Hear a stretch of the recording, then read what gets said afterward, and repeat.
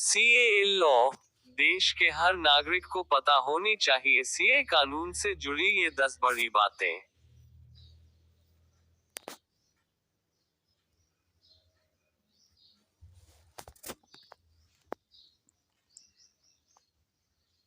CA law, देश के हर नागरिक को पता होनी चाहिए। सीए कानून से जुड़ी ये 10 बड़ी बातें।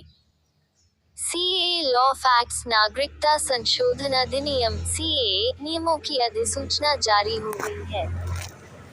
केंद्रीय गृह मंत्रालय द्वारा सोमवार को शाम 6 बजे सीए के नियमों को लेकर अधिसूचना जारी की गई। सीए को नागरिकता संशोधन कानून लागू होने से पाकिस्तान, बांग्लादेश और अफगानिस्तान से आए गैर मुस्लिम शरणार्थियों को अब आसानी से नागरिकता मिल जाएगी। सीए कानून के नियम और प्रावधान क्या है, इनके बारे में विस्तार से जानिए। चैटबॉट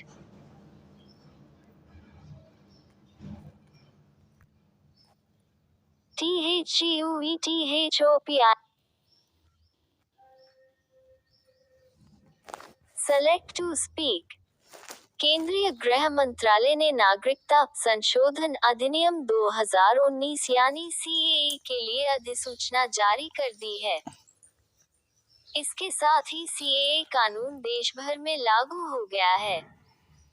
सीएए को नागरिकता संशोधन कानून कहा जाता है। इससे पाकिस्तान, बांग्लादेश और अफगानिस्तान से आए गैर मुस्लिम शरणार्थियों को नागरिकता मिलने का रास्ता साफ हो गया है। जानिए। 1. सीएए का फुल फॉर्म नागरिकता संशोधन अधिनियम है। नागरिकता संशोधन अधिनियम 2019 एक ऐसा कानून है जिसके तहत दिसंबर 2014 से पहले 3 पड़ोसी देश पाकिस्तान, बांग्लादेश और अफगानिस्तान से भारत में आने वाले 6 धार्मिक अल्पसंख्यकों हिंदू, सिख, बौद्ध, जैन, पारसी और ईसाई को नागरिकता दी जाएगी।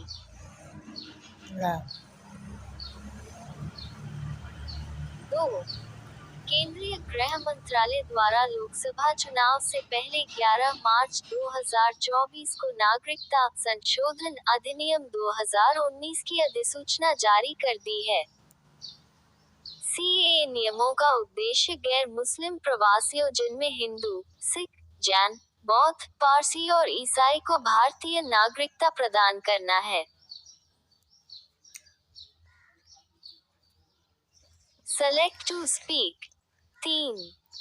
भारतीय नागरिकता केवल उन्हें मिलेगी जो बांग्लादेश, पाकिस्तान और अफगानिस्तान से 31 दिसंबर 2014 से पहले भारत में शरण लिए हुए थे। इन 3 देशों के लोग ही नागरिकता के लिए आवेदन करने के योग्य होंगे। 4. नागरिकता संशोधन अधिनियम 2019 दिसंबर 2019 में संसद में पारित किया गया। इसके बाद राष्ट्रपति से सीएए कानून को मंजूरी मिल गई थी।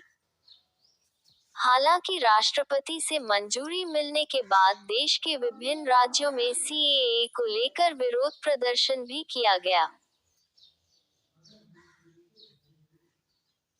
X advertisement. 5.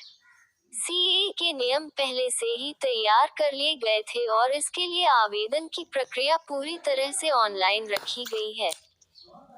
आवेदन के लिए आवेदक को किसी अतिरिक्त दस्तावेज की आवश्यकता नहीं होगी। आवेदन प्रक्रिया पूरी तरह ऑनलाइन रहेगी। आवेदकों को बताना होगा कि वे भारत कब आए।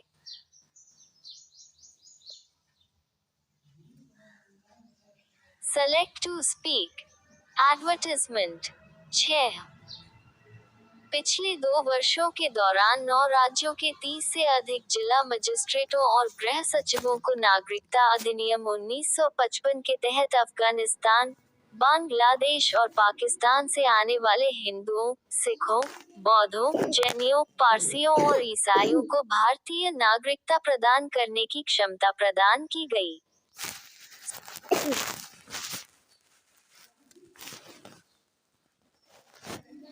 Select to speak.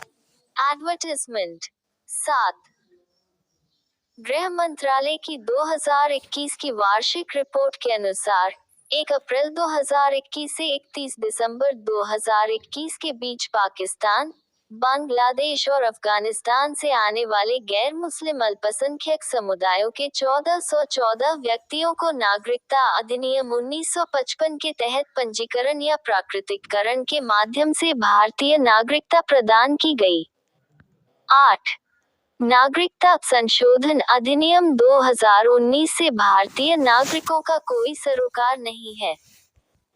संविधान के तहत भारतीयों को नागरिकता का अधिकार है। सीएए कानून भारतीय नागरिकता को नहीं छीन सकता। 9. गृह मंत्री अमित शाह ने 9 दिसंबर को इसे लोकसभा में पेश किया था। नागरिकता संशोधन अधिनियम 2019 सीएए संसद में 11 दिसंबर 2019 को पारित किया गया था। सीएए के पक्ष में 125 वोट पड़े थे और 105 वोट इसके खिलाफ गए थे। 12 दिसंबर 2019 को इसे राष्ट्रपति की मंजूरी मिल गई थी। Select to speak. एडवर्टाइजमेंट। 10.